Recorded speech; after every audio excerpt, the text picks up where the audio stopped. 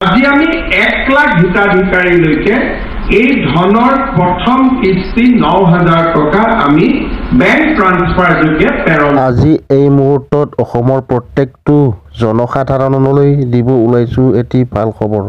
যিসকল মানুহৰ নাম চৰকাৰী টয়লেটৰ লিষ্টত আছে সেই সকল মানুহৰ কাৰণে অসমৰ মুখ্যমন্ত্ৰী ডক্টৰ হিমন্ত বিশ্ব শৰ্মা ছাৰে এখন ডাঙৰ ঘোষণা কৰিছে। আজি সোমাব আপোনালোকৰ চৰকাৰী টয়লেটৰ প্ৰথম কিস্তি 9000 টকা ধন। এই বিষয়ত কি মন্তব্য আগবঢ়াইছে পোনপটীয়াকৈ আপোনালোকে চাওক। লগতে জনাব বিচাৰোঁ যে যদিহে চেনেলটো নতুনকৈ চাই আছে চেনেলটো ছাবস্ক্ৰাইব কৰি বেল আইকনটো দবাই অল কৰি থৈ দিব, যাতে এনে ধৰণৰ নতুন নতুন খবৰবোৰ আপোনালোকে আগতীয়াকৈ পায়, তাৰ বাবে কামনা কৰিলোঁ। ঘৰ নিজৰ শৌচাগাৰ এইসমূহ বনোৱাৰ দায়িত্ব যিমান পাৰে নিজে ল'ব লাগে, আৰু যেতিয়া নিজে দায়িত্ব লয় তেতিয়াহ'লে আমি কোনেও কাকো দুখিব নোৱাৰোঁ। এই বছৰ প্ৰধানমন্ত্ৰী নৰেন্দ্ৰ মোদী ডাঙৰীয়াই অসমত 1 লাখ শৌচাগাৰ নিৰ্মাণৰ বাবে অনুমোদন দিছিলে। প্ৰতিটো শৌচাগাৰত 12,000 টকা, আৰু আমি ৰাজ্য চৰকাৰে সিদ্ধান্ত লৈছিলোঁ যে ইয়াত আমি ঠিকাদাৰ বা কন্ট্ৰেক্টৰ নিয়োগ কৰাৰ পৰিৱৰ্তে এই টকাটো যদি আমি পোনে পোনে হিতাধিকাৰীলৈকে পঠিয়াই দিওঁ, হিতাধিকাৰীসকলে নিজৰ শৌচাগাৰ নিজে নিৰ্মাণ কৰিব পাৰিব। তেখেতসকলক যিখিনি কাৰিকৰী ছাপোৰ্ট লাগিব, বোলে আমি ক'ত অৰ্ডাৰ দিম, আমি পিটটো কেনেকৈ খান্দিম, আমি টয়লেট পেনটো আমি ক'ত পাম, এই ধৰণৰ কাৰিকৰী যিখিনি উপদেশ সেইখিনি বিভাগে দিব। কিন্তু টকা পইচাৰ পৰা বিভাগ দূৰত থাকিব।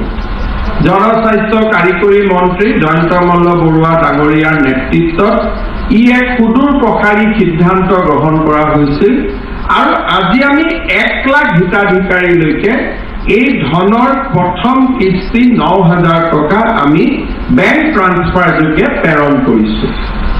আজিৰ দিনটো বেংক বন্ধ আছে, গতিকে সকলোৰে বেংক একাউণ্টত অহাকালি পুঁজিটো ৰিফ্লেক্ট হ'ব। ৰাইজে নিজৰ ঘৰ নিজৰ শৌচাগাৰ এইসমূহ বনোৱাৰ দায়িত্ব যিমান পাৰে নিজে ল'ব লাগে, আৰু যেতিয়া নিজে দায়িত্ব লয় তেতিয়াহ'লে আমি কোনেও কাকো দুখিব নোৱাৰোঁ।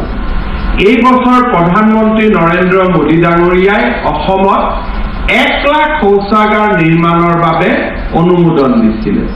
প্ৰতিটো শৌচাগাৰত 12,000 টকা, আৰু আমি ৰাজ্য চৰকাৰে সিদ্ধান্ত লৈছিলোঁ যে ইয়াত আমি ঠিকাদাৰ বা কন্ট্ৰেক্টৰ নিয়োগ কৰাৰ পৰিৱৰ্তে এই টকাটো যদি আমি পোনে পোনে হিতাধিকাৰীলৈকে পঠিয়াই দিওঁ, হিতাধিকাৰীসকলে নিজৰ শৌচাগাৰ নিজে নিৰ্মাণ কৰিব পাৰিব। তেখেতসকলক যিখিনি কাৰিকৰী ছাপোৰ্ট লাগিব, বোলে আমি ক'ত অৰ্ডাৰ দিম, আমি পিটটো কেনেকৈ খান্দিম, আমি টয়লেট পেনটো আমি ক'ত পাম, এই ধৰণৰ কাৰিকৰী যিখিনি উপদেশ সেইখিনি বিভাগে দিব। কিন্তু টকা পইচাৰ পৰা বিভাগ দূৰত থাকিব। জনস্বাস্থ্য কাৰিকৰী মন্ত্ৰী জয়ন্ত মল্ল বৰুৱা ডাঙৰীয়াৰ নেতৃত্বত এক সুদূৰ প্ৰসাৰী সিদ্ধান্ত গ্ৰহণ কৰা হৈছিল, আৰু আজি আমি 1 লাখ হিতাধিকাৰীলৈকে এই ধনৰ প্ৰথম কিস্তি 9000 টকা আমি বেংক ট্ৰান্সফাৰ যোগে প্ৰেৰণ কৰিছোঁ। আজিৰ দিনটো বেংক বন্ধ আছে, গতিকে সকলোৰে বেংক একাউণ্টত অহাকালি পুঁজিটো ৰিফ্লেক্ট হ'ব।